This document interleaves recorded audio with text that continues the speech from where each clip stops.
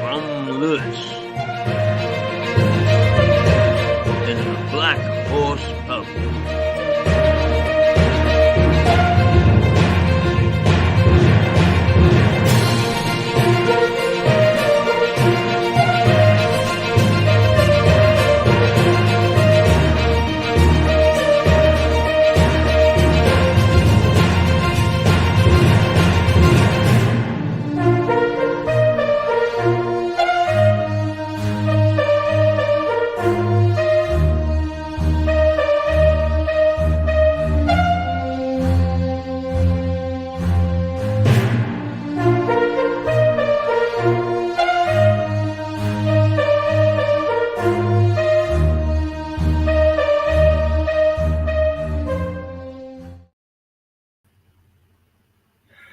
Good morning and welcome back.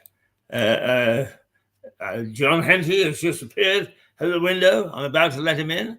And in the meantime, we are going to play episode 4, as we promised, of the Bloody Past of a Tiny Town. At least I hope we are.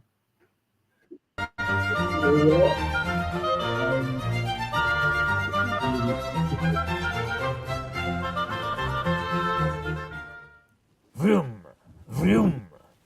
The other day I felt a warmth between myself and Mole and Ratty, the two little characters from Wind in the Willows, as I sat on the banks of the River Ouse and let it drift by. Vroom, vroom. Today I feel more like Toad of Toad Hall, the animal that was always getting himself into trouble because of his excesses. Vroom. Horsepower is the essence of this episode. How about you? Because horses played a central part in the history of Lewis. No, I'm not my usual spice. 100 yards is beyond. Yes, well, pretty wise in a way. Yeah, but it was that. And as might be expected, were often at the centre of violence, adding to the history of a bloody town. Horses, of course, were nothing unique to Britain. Cavalry had been a major part of warfare, and peaceful farming from time to time immemorial. But for Lewis in early times, they were an important part of its economy.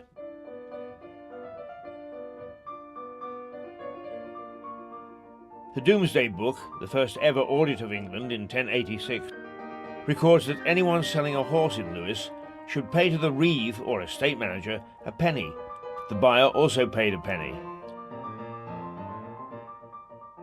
So a horse tax was in place more than 1,000 years ago. And so the horse took centre stage from the earliest of Norman times.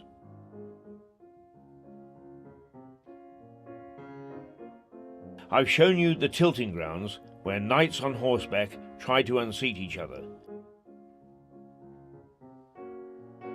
But that was nothing compared to the violence that Lewis races brought to the town.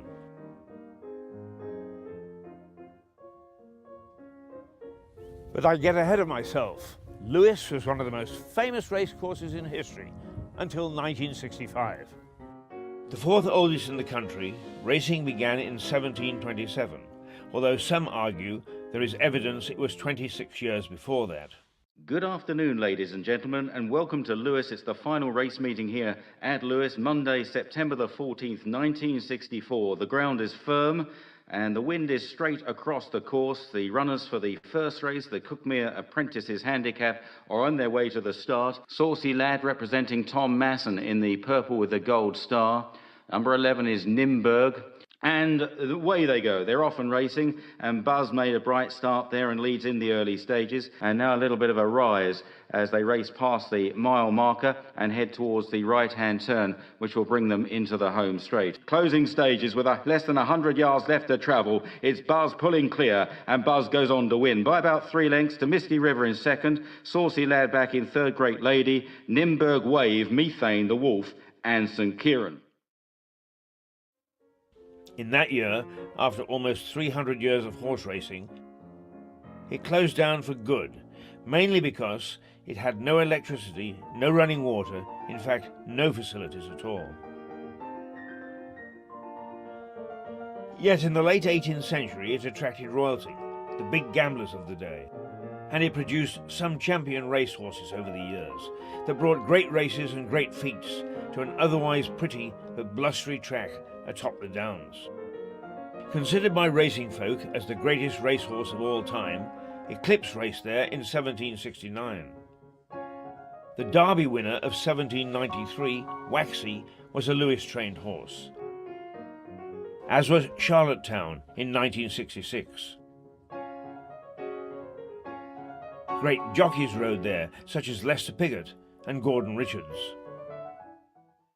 And Barry, you've, although it started in 1720 or so, you weren't here then, but you were, as a very young boy, involved in this racecourse. Yeah, I certainly was, yeah. I'd say I was born on race day, 29th of August 1950. My mum's side of the family were all racing people, going back hundreds of years probably, so, you know, my gran used to take us up here. It's very quiet and serene today, so what was it like on race days up here? Very, very noisy. Hustle and the bustle of coaches coming up here, cars. I mean, all these places over here were car parks. You had all the horse boxes, the tote men, tic-tac men shouting the odds and everything else. Lots of entertainment going on, you know, and it was very, very busy. A 4-mile race which started right down the bottom of the hill there. The horses used to run right round there as far as you can see, and come back down here to the winning post. Right. They used to have 2 winning posts. They used to have a 5-furlong winning post and a 6-furlong winning post. But what they wanted to, what they did, they made the 6-furlong winning post another furlong away from the stand, because they both wanted to start them on the straight. Otherwise it was unfair, so they had a straight run. Right. In 1914, I think it was 14, they shut that down because they found it was too dangerous. And not only that, for the horses to get up that hill. They used to start them from here, they run them down there, round the loop and back again. Oh, and right. that made 4 miles, but it had to be like the best out of 3 or something. Right. So some of them horses run 12 miles Jeez. just to win a race. They had 10 minutes break, they got back after about 9 or 10 minutes, they'd have a bucket of water, drink and wash down, and back they used to go again. After a while, it just phased out a little bit. It used to be a 3-day meeting in August, and then it got to that it was just going to be a day a year. And it got to the stage where it was just one race, and all the horses in that race were trained in Lewis. And the guy that wrote about it, you know, he said this is probably going to be the last day. There are many in Lewis who are still resentful that the course was closed. It brought a good deal of cash to the town. Lewis had many racing stables, and a thriving racing community numbered as many as 60 establishments. But perversely, it was responsible for cleaning up the sport, despite suffering a bout of violence. The early part of the 20th century saw the rise of vicious gangs around the country. These gangs often fought each other, but to keep cash in their pockets, they targeted racecourses. They would secretly ease their way into courses and then meet up to viciously attack and rob bookies. Racegoers, and even jockeys. They were feared at race meetings throughout Britain. And so it was on a June afternoon in 1936. London villain James Spinks and his gang turned up at Lewis for an attack on bookies. They gathered, some 30 strong, on the edge of the racecourse, ready to pounce. And pounce they did. They attacked and savagely beat a bookie and managed to rob him. But not known to them, 2 CID officers had been posted in the grounds. The 2 detectives alerted their fellow coppers and raced towards the gang. According to some reports, A rival gang got into the act and all hell broke loose. It must have been some sight. Villains scattering in all directions. Keystone cops were in full chase, and the excited racegoers panicked and dived for cover. But it was the police on this day at Lewes Racecourse who passed the winning post. They managed to nick 16 of the gang, took them to Lewes, where they were sentenced to long prison terms. That put an end to the decades-old practice of course hijacking by these fearless and vicious gangs. A real feather in the cap of the Lewes coppers. Nabbed. Pulling you aside, locals will whisper in your ear that Graham Greene's Brighton Rock was really about Lewes Racecourse. They say the gang fight in his novel was based on the events of Lewes in 1936. To think that Pinky strode this course, what a ghost to have here now.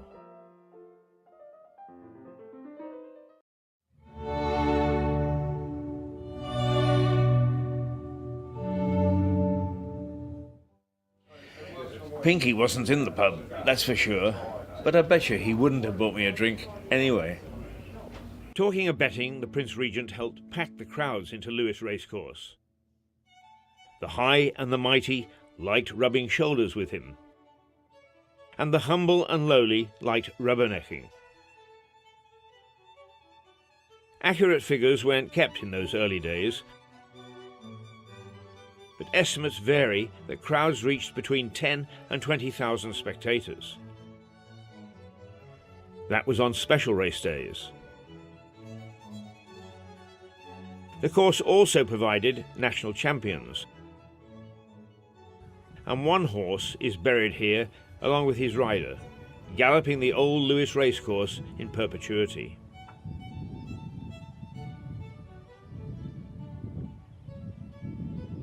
But the love of horses by the Prince Regent could well have resulted in his early demise. He was a betting man and a daredevil. As I've mentioned, the future king drove a coach and four down this street. There is no written evidence that the story is strong enough for this sign to be erected by the local council. The prince was often in Lewes, and a renowned gambler was part of his inner circle. Sir John Larday, a successful racehorse owner, lived in Lewes, was colourful, resided on the High Street, and was a gambler and horseman. His wife Letitia was equally as colourful. Accomplished coach driver, she had been the mistress of a convicted highwayman. The Prince, Sir John and their circle were notorious enough from their lifestyle as it was. But hell-raising Sir John went down in history for a wager in Brighton. He bet a larger and heavier man that he could carry him piggyback over Steen. When the man showed up, Larday insisted the man stripped naked because the bet didn't include carrying his clothes. This was the street that the Prince Regent drove his coach and four down. I tried walking up it. That's tough enough. But coming down is oh, impossible!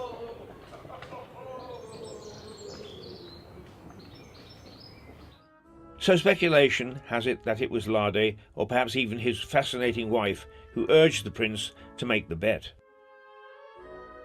History records that he won the bet, not on any betting slip, but because the prince went on to become King George IV. In an earlier episode, we took a look at the castle tilting ground. Tilting, or trying to knock an opponent off a horse, was originally military training. But later it became sport. Knights won large purses in tournaments and won accolades from ladies for their prowess. Ordinary folk couldn't compete. They were forced to be spectators, but they had their own violent sport, in the form of folk football. This precursor to our modern game raged across the countryside, with whole villages chasing a pig's bladder. It was so violent that kings from the 13th to the 17th century tried to ban it. But I digress. Tilting, of course, involved horses. And it was a sport that eventually gave way to a calmer pastime. The Lewes tilting ground became a bowling green in 1640. Not a horse in sight.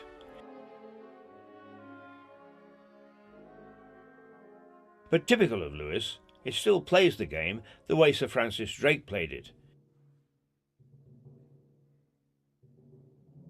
And it is said gave inspiration to Tom Paine to write his Rights of Man after playing here. The horse has never really disappeared from history. Fox hunting is recorded in Sussex in the late 18th century. But in Lewes, a traditional meeting of huntsmen on Boxing Day didn't begin until the early 20th century. Now, each year, the Southdown and Eridge huntsmen gather on Boxing Day ready to ride to hounds. As you might expect, this occasion has contributed to violence on Lewes High Street.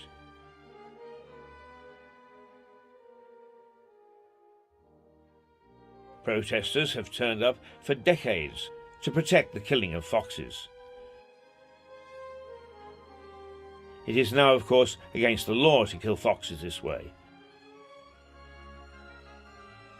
But it doesn't stop the protesters. Lewes is still a rural country town, so thousands turn out to cheer the riders down the high street. Clashes are inevitable, and each year they occur. No deaths, but the odd bloody nose, as being in a bloody tiny town. When the hunt meets outside, and there are loads of protesters in balaclavas and so on, who strides out with a stirrup cup, the tray held in the air, and offers a drink to the huntsman? It's Cliff. How does it feel going out to face the mob? Well, I suppose it can be quite scary at times, but I kind of feel that it's very necessary to keep the tradition going, as the master of the house has done this for about 150 years or so. And I've just trotted out for the 29th year, the 29th time, with the stirrup cup for the Southdown and Eridge hunt. So and you always do it, it's always you. I know. Yeah. It's something God willing, I'd like to keep going. Well, you've got a cheering section in me, because I'm always there saying, "Go, Cliff, go!" I think it doesn't matter which side I take. It's a very brave thing to go out, totally and tradition is that. tradition, and it should be maintained. I totally agree with that. And there's about 3,000 people out there cheering you on, so it's rather nice. Now, when we're talking about horses, I mean, this is an old coaching inn. Yes, well, it became an inn, a coaching inn, about 300 years ago. And I was doing a little study some years ago when I was looking at previous owners from that time. And within that 300-year period, I've just found out that I'm the longest standing owner in the whole period, in the whole time. Yeah. So, with 28 years to my name. For many years, this town, like many in England, had horse-drawn vehicles of bread and milk delivered by horse-drawn cart. But remember the past and 63 pubs in Lewes. Yes, you've guessed it, so was beer. And it still is.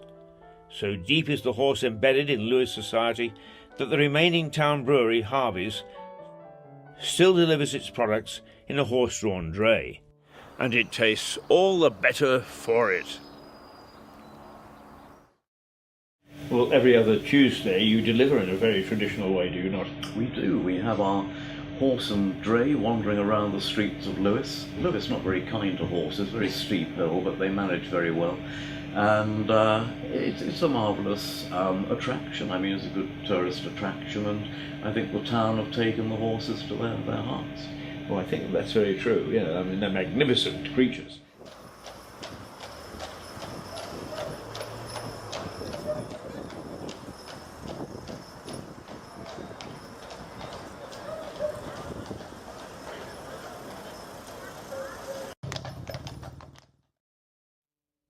So I'm closing this episode on a relatively modern phenomenon. Horse whispering. This technique, made famous in a Hollywood movie, is often seen as a modern technique. But horse whispering has been around for centuries. They just didn't boast about it.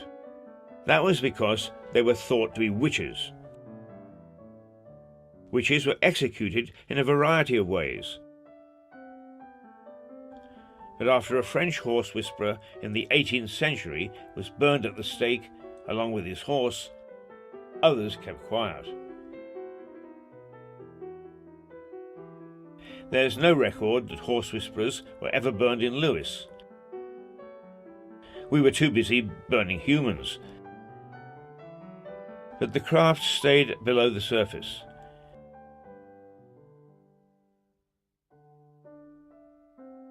Because Lewes was known for being a town of witchcraft. That's a story for another day. But whispering is alive and well in Lewes.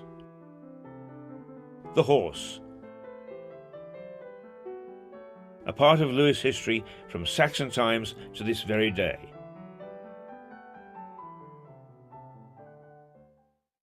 We've talked horses today. How the Lewes Hunt tears down the High Street on Boxing Day.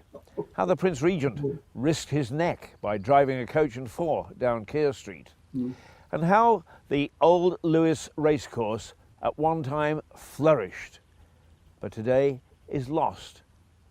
Thankfully, not forgotten. Oh, exhausting. I feel like a drink. No pub up here. Whoa!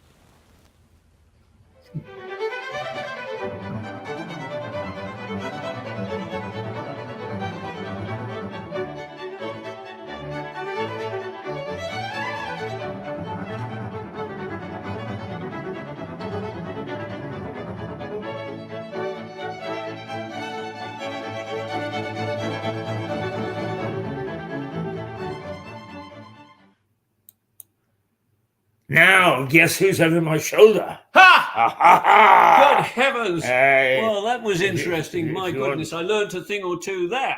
Oh, did you? Oh, Oh, actually, I'm in a funny sort of way proud of the fact yeah.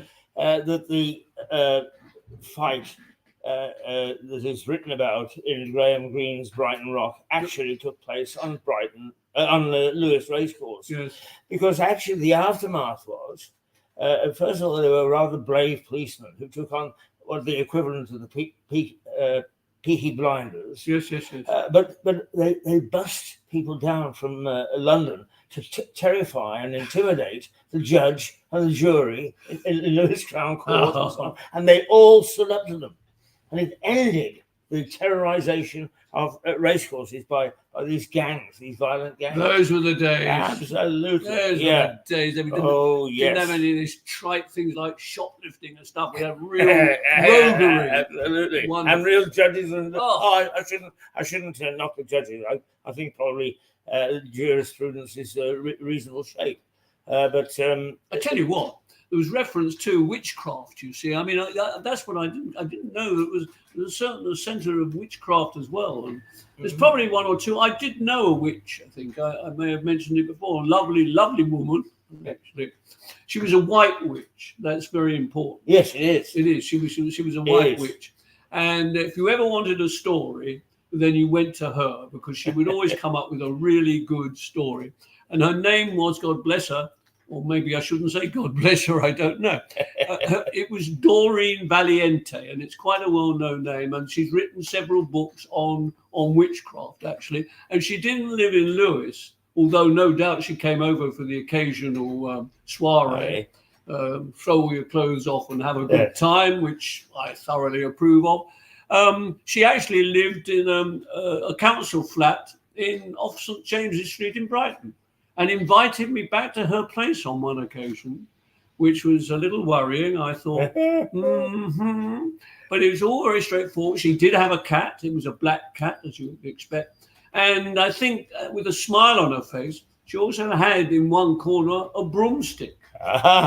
So whether or not she used it, I mean, Brighton buses are pretty good, and there's one just going past the window. Two once. I mean, that's typical of buses, isn't it? What they say about buses. Now you'll wait for half an hour. I know that exactly. Why is it? I always turn up at a bus stop and I see two buses going off in the other direction. It's hopeless. Mind you, a brother-in-law of mine who might be watching, hello there, John in Weston-super-Mare, but it's windy down there today. John, he has this theory that Brighton has probably the most amazing bus service.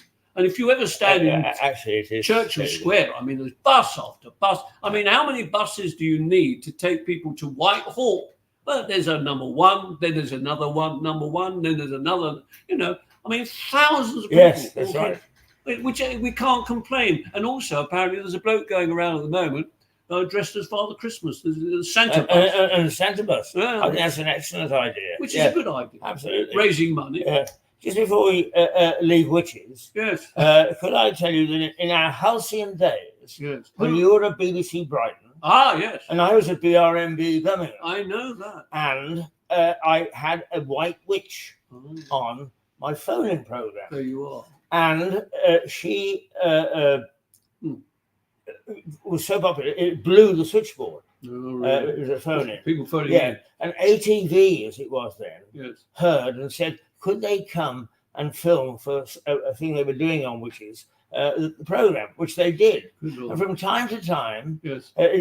I get a call from people that I still know. Yes. You're on television, Good, great. and they made a thing called "They Don't Ride Broomsticks," do they?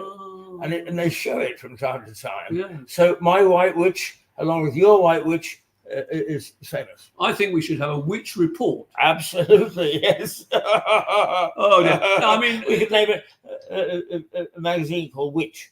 Yes, I know that. Which or what or why or who or where, which is what Mirador Television is all, because that's what we ask: who, what, why, which, where, when, all beginning with W. Have you ever thought about that? Yes. All beginning with W. All the good things in life begin with W. Let's start thinking of all the good things in life that begin with.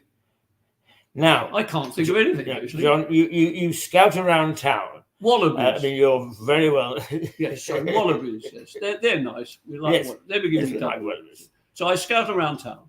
You scout around town Yeah. because I often see you from the safety of some place or other, and you talk to an enormous number of people. The journalist in you is just still so rampant. Well, because And you come here and you let me know and let our viewers know what's going on. well, the point is, as we both know, everybody has a.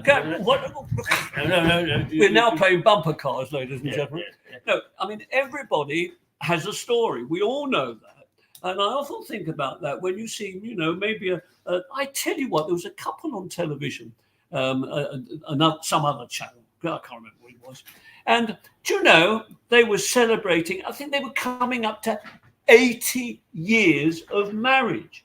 80.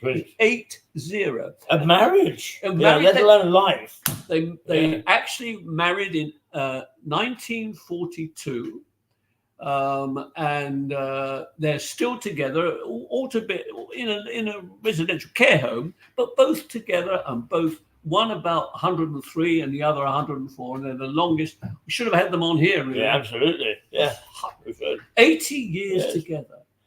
It's remarkable, isn't it? Incidentally, talking about longevity, at the moment, it's just started, and quite by accident I found it. I was just looking for a movie to relax me. Is one called Archie. Yes. And it's about Cary Grant. Oh, really? And his life. I always think of Cary Grant as being a smooth, debonair. Do you know when he was born? Bristol? No, when? When? Yes. No, you tell me. 1905. Good gracious. Yes. And here he was Oh, playing the against Sophia Loren in the 1950s and 60s. absolutely Yeah. right. Well, Yeah, amazing. he would often come back to this country, I believe. And there was one occasion in some pantomime happening in Bristol, and he happened to turn up at this pantomime. And my good friend, former friend, was Roy Hudd. And Roy Hudd was appearing in and for some reason or other, Cary knew Roy. Well, he was a cabaret artist. Oh. As a young man, he was a cabaret artist. Oh. Yeah. What Cary Grant was? Yes. What, singing, I suppose? No, got stilts as an acrobat. Good It's gracious. a remarkable early life. Not to be taken for granted. You know. So anyway, Boom, here we boom. are. I know. Yeah. Laugh a minute every 30 seconds. Now, today is Thursday. It's a miserable day out there. It's horrible. It's windy. It's raining. So I thought we'd bring a little bit of sparkle as usual, which is a good idea. Desperately trying to write a few cards to people. He's got the bag. I know. I've got the bag over here. So I thought we might just, first of all, not that we're ageist in any sense. I mean, No, we're no. both clearly old people. Undeniably, we don't deny it. We are old. In fact, I am very old. In fact, I'm older than he is. Amazing. Only just. All right. Only just. Now, the thing is that a relative of mine, everybody's sending cards at the moment. Well, he sent me a card not so long ago, which I thought might amuse you. And it might amuse some of our viewers as well. So part of my little bag over here we are, this is it. And this begs the question here. It says, how old, it's a bit sparkly, I don't know if you can see that. It says, how old, don't worry, you're not old until, you see. Now, this is a test. Now, is it going to work? Normally, when I bring these things in, they don't work. It says, press here. So I'm going to do that and see what happens. Can you hear that?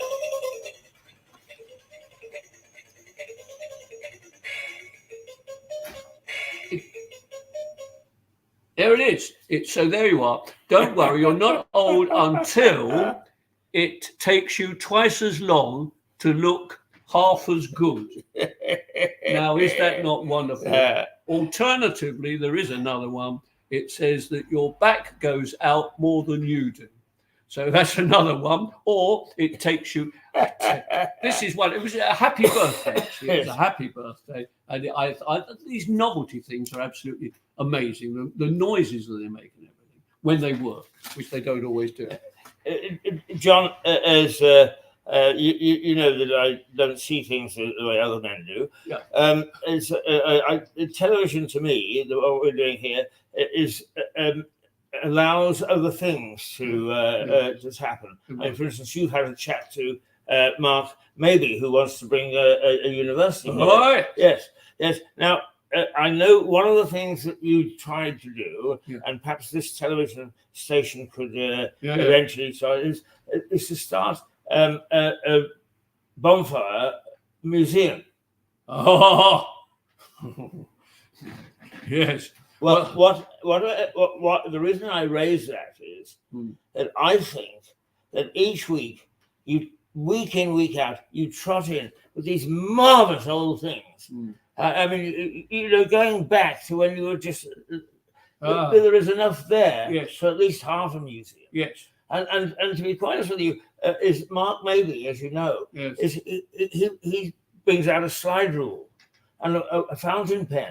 And he said the students nowadays don't know what they are. And I think that perhaps he could do half of his and half of yours.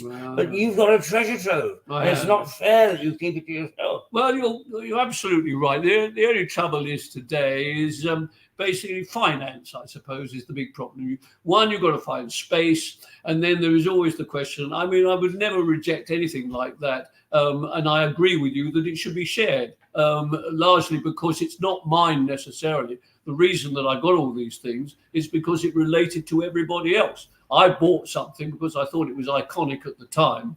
And as a result of that, it was relevant at the time and may not be relevant now. But the fact is, it is still of interest, and you learn from it, of course, which is the other thing too. Obviously, iconic figures like Max Miller, we've been there before. We know all about Max, or do we, of course? And the lovely Mabel Lucy Atwell, who was the children's illustrator. So much to talk about her, with her links to this town, by the way. We've touched on that before. No, you're quite right. I think you get Guinness to sponsor it or something. You know, my goodness, my Guinness. Do you remember the Pelican? Yes, of course I do. Yes, exactly. Well, Guinness, of course. Again, I've got one or two iconic items relating to Guinness. You name it, basically. Radio, obviously, we talk about the Radio Times, and I'm sure our viewers will also recall many of those days. And on the other hand, there's a lot of them were saying, well, I don't know what they're talking about. Well, no. it's one of the things that I like about these chats that you and I have is we actually go back in the world of broadcasting to almost anybody else alive today. Oh yeah, well, is you in 1963? Oh well, yes. And strangely enough, that was the year that I started with CBC in Vancouver. It was a good year. It was a very good year. It produced us. Yeah. Well, absolutely right. Yes. Yeah. Well, I mean, when I was at the school, you see, I mean, we had this careers master who really wasn't. I mean, basically, all he wanted to do was to get home back to the wife.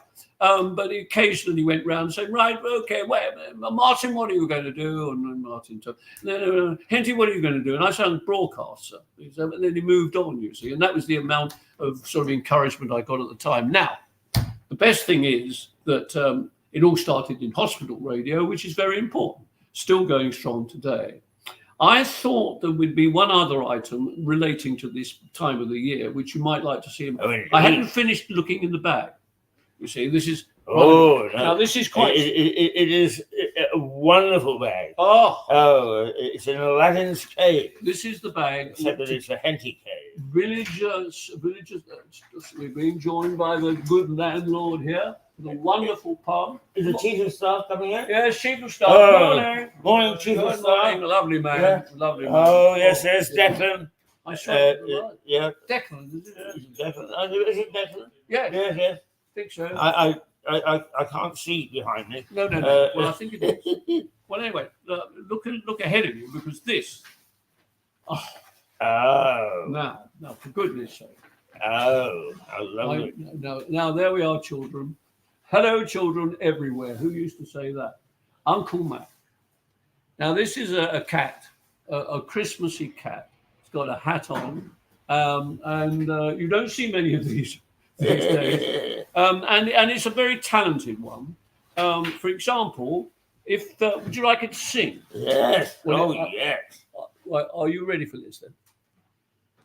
Now, you going to sing?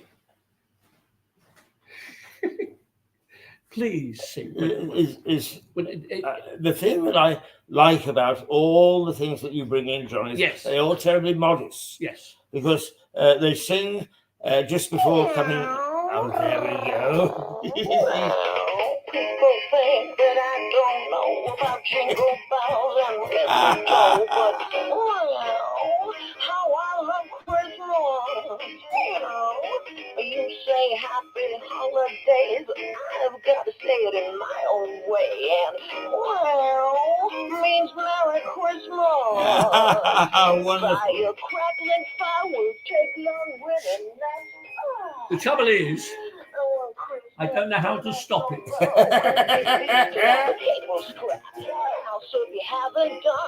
Well, let's enjoy this little song for a minute, shall we? Panorama, forget it.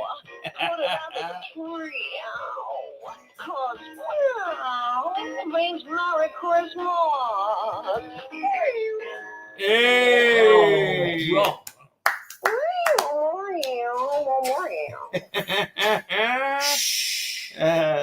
Now, John, is between us, we always have. Excuse me. Carry on. Stop interrupting it. Yeah, shut up. Is we usually have brilliant ideas while we're talking here, totally unscripted. This is always totally unscripted. You know, they have from time to time.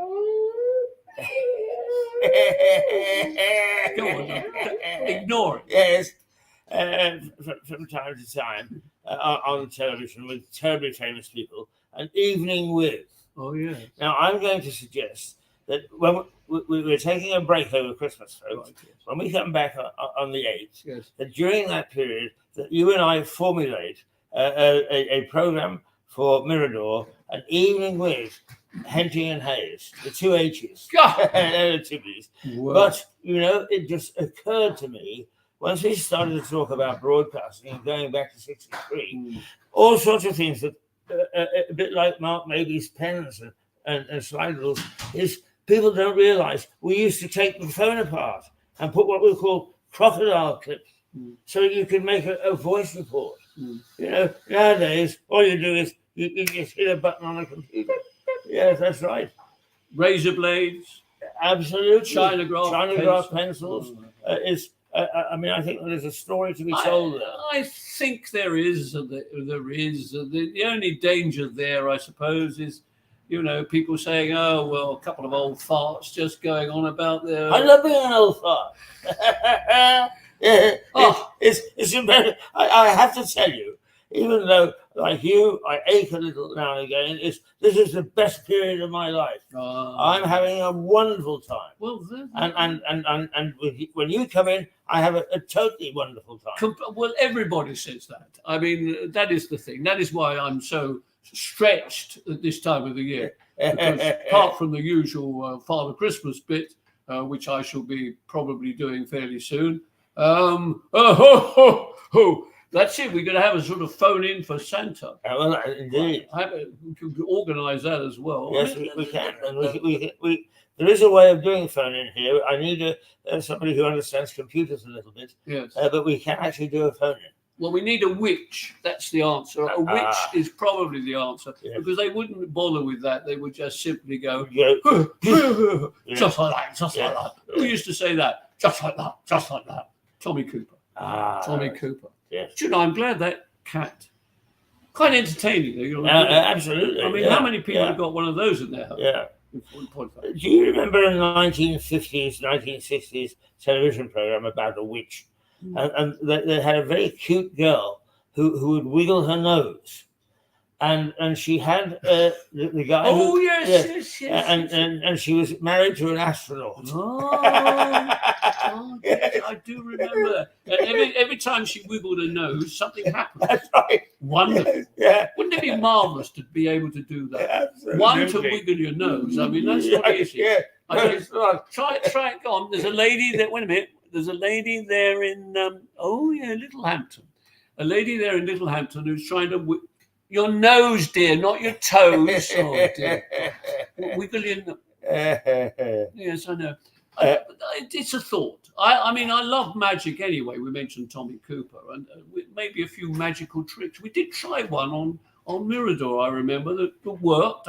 All those cards that I had, and you had to choose. I love That's magic. right. Yes. I actually, there was one that you tried to make me disappear, and that worked. Don't tell other people, it may catch on. I tell you, this is the time of the year, of course. I remember in London when there used to be magic shows. There was I can't remember now the name of it. It'll come to me in a moment. There were magic shows that you could go to, a whole evening of magical performances. Yes. By well-known. I mean, nothing like that. There is one man who used to go to my school, by the way, whose name is Darren Brown, I think it is. In point of fact, he is a most mysterious man, but he employs all modern techniques. In other words, smartphones and all the rest of it. And I went to see him at the Theatre Royal, and I'm afraid he lost me because a lot of it was sort of above my head. Yeah. But he's a remarkable man, and he's created on television a whole series of strange happenings where things have moved about and stuff like that. It's still going on. It's still going on, and you've got to believe it as well. Yes. You know. Well, actually, I don't very often tune into Britain's Got Talent. But just once in a while, they have on a modern country. We should bring it. And they do remarkable things. Yeah. Now I realise that they've got all the magic of video and so on at their fingertips. But nonetheless, now you see him and now you don't, and then he ends up in the back of the auditorium. It's quite clever. It is remarkable stuff, yes, and still very entertaining. I'm sure there are people out there. There is, I think, even within this Sussex area, there are people who get together frequently to have little meetings and showing each other magic circles tricks. And of course, there used to be a lovely shop. Where was it now? It was in Blackpool, actually, on the seafront in Blackpool. That I think it was Tommy Cooper's shop. He actually had a shop in Blackpool, and you could buy the most marvellous tricks and things there. I bought several. Went there on one occasion and bought. Have you got them? Have you got them? Have I still got them? Let me just think for a moment. I think shall I bring one in? Yes. It's not always necessarily good on television, but we'll see. I'll have a look. So that's one of it. It would be quite nice to have some magical tricks. That's what Christmas was all about. Not only that, but as you point out, we don't see these things very often on television anymore. And one of the things, there are two programs that do delve into the past. One, as I was talking about, is Mark Mabey, Professor Mark Mabey, who's kept all these wonderful things like a fountain pen and a fob watch. And the view with all these wonderful things from the past. Sometimes it is good to dwell in the past because it puts the future in some sort of context. So we're very, very lucky to have you and Mark approaching past things from a different angle. Well, I'll tell you what, I've just seen a man going past there. Do you often see people in this town? This is typical of Lewis again. He had a roll of material under his arm, and I think he was probably going off to a yoga class. You know, they take their own mats, you see. Right. And so there he was going along. Or he may be going, and this is why I'm keeping an eye on the time now, because I told you this time last week, now that I'm on a Thursday as opposed to a Wednesday, that church over there, a very nice church, has coffee and cakes, and it's available until 11 o'clock. Did you go last week? I didn't go. Did you? No. I was still there. Oh, you're still here, unfortunately. Mark, maybe the reason that today's schedule is a bit different is his mother died. So it was her funeral. And, so he begged off, and quite rightly so. Well, lots of love to him and to everybody else. And still doing it.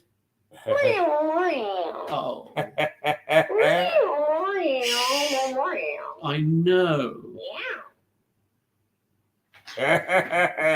Wonderful. John, we've got a few minutes this morning still. It's been fun. Can you tell us, in your memory, the comics? Because I know that you've got the annuals. Comics. Do you remember, for instance, the first issue of The Eagle? Yes, I do. Is The Eagle still going? I don't think there is a comic called The Eagle now. I was pleased to see in a shop that they're selling Beano annuals and Dandy annuals, and there's also a Rupert the Bear annual for 2023, which is encouraging. Now, The Eagle started around in 1952 or so, and I was one of the first people to join it. It was edited by a man called Marcus Morris, I think I'm right in saying. It had Dan Dare, of course, in the very early days of space travel. Exactly. And they organized in the very early days little groups of people in various areas, young people meeting together and going to various events. And funnily enough, I went to one of the very first events, which was in the Croydon area, and it was to a circus. And we all went to the circus with Eagle members of staff and everything. And so it was a splendid comic, and now very collectible. If you've got absolutely. Number one, Eagle would be worth a lot of money. Now you mentioned the Beano. The Beano is still in existence. Yes. And where is it located? Dundee. No. Where? Fleet Street. Really? Yes. And the son of one of our friends, Alex Kirby, a well-known gentleman around town, former BBC editor, is one of the editors on it. Yes. Well, no, I said Dundee because actually that was the other one. That was the other one. So yours is Beano, did you say? Beano. I think Dandy Ah, was Dandy Dundee. Was And it was run by a very tough man who knew what he was doing, and it's still going strong today. And it was a non-union area. So one or two journalists didn't have a lot of time for that particular comic, simply because it was employing non-union people, which is a bit... Yeah. Well, those were the days when they had, when the unions had such a huge grip on the media. Yeah, absolutely. It really did. Ever been to Dundee? No. Oh, yes. Well, no. Sorry. I've been to Dumfries, not Dundee. Yeah. Well, Dumfries, Dundee. Dunwoody. I mean, Gwyneth Dunwoody. Oh. Say no more. Well, I'm done, to be honest with you. I'm really ought to be moving on. All right. Busy time, isn't there? Sort of lots of things to try and think and worry about, I suppose. But I wish everybody well. Wish you well again, Keith. Thank you. We'll see you next week. Yeah, I take it, and we'll hope to see you on the 18th. Oh, But then, as I'm getting quite excited about this idea of an evening with the two H's, and because one of the things that I find, strangely enough, is the things that some modern people go poo-poo. Yes. Is if you start at a dinner party or something talking about these things, people say, "I didn't know that. I didn't know that. I didn't know that." And they're the sort of things that we talk about. Exactly. Well, we're obviously available for dinner parties. Absolutely. Contact this number now. We like to select the wines. I might even buy a new jacket and a bow tie. I'm not sure. There's the postman. Good God, he's coming in here. Well, he can't get through the door, I don't think. There's been one young man at 10 o'clock this morning hammering on the door for a drink. Did he? No, yes. Oh, well, good luck to them. As I said last time, I was a postman for a short time, and it's quite a joyous thing. Yet on the television only last night, on some Tunbridge Wells television, they were talking about people complaining. It's like, no, he never turns up here and all that stuff. These are tough times, actually. And suddenly the other madness is that, through the rest of the year, there's a sort of little trickle. And then suddenly, whoosh, so all the same people who are doing all the old sorting suddenly find they've got about 8 million letters and stuff and bits and pieces and parcels. No. Oh, well, the parcels, that's the other thing. I'm waiting on a parcel. That's another reason why I should get going, actually. Because I've got exciting stuff. I got some. Most recently, I did order 24 tins of tomato juice. We won't go into that, but that was quite good. Except it was delivered to the wrong house. So these people say, "Well, who's ordered 24 tins of tomato juice?" They say it's probably that man. Oh, him. Oh, yeah. Well, he always was eccentric. I think he's a witch, actually. Yeah, I think he's a male witch. So there you are. Now, I will go home with some anticipation because I'm expecting a little parcel today. And as you well know, my relaxation at midnight when I get off work is playing with a little N-Gauge train, putting it together. And I have ordered a little coal merchant with the horse and dray, pulling it, and a brewery one, right, just that size. And today is the day that they're supposed to arrive. So I'm full of anticipation. What gauge is that? N-Gauge. That's the very little one. Yes. Oh, I shall remember that. Yes, because the little shops down here, the wonderful antique emporiums here in Lewis, you can always go looking around there. Absolutely. And they were lovely little toys and things. Oh, marvelous. I bought something very recently. Tell you about it next Thursday. All right. Got to go. Okay. Right. Come on, Puss. John, thank you. As usual, scintillating conversation. Oh, absolutely. Very enjoyable.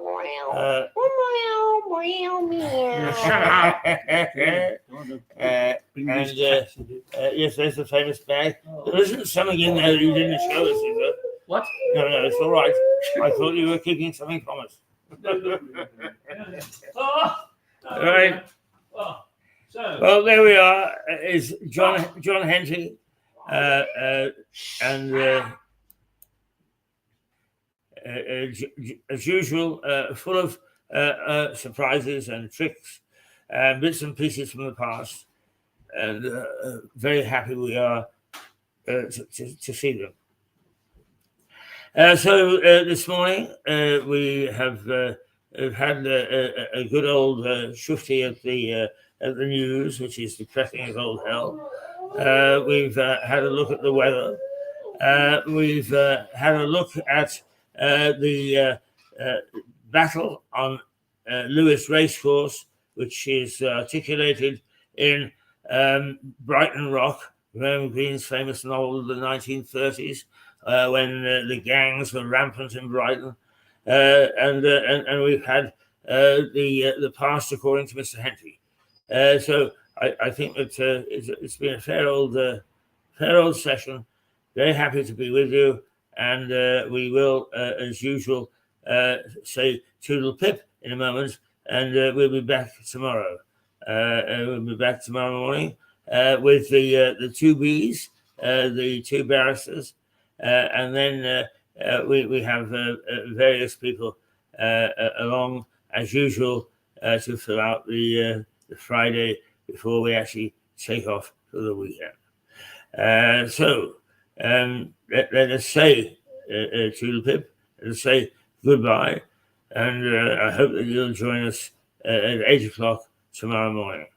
Even though we've been a bit frustrating with the technicals at the moment, that occurs from time to time, and it's because, as John says, we're too old for art, and some of this stuff gets beyond us. But nonetheless, we persevere, and we try to bring you stuff you won't find anywhere else. So, from the Black Horse, until tomorrow morning, Keith Hayes, Mirador Television, and the great cast of characters that we have, saying goodbye. From Lewes, in the Black Horse pub.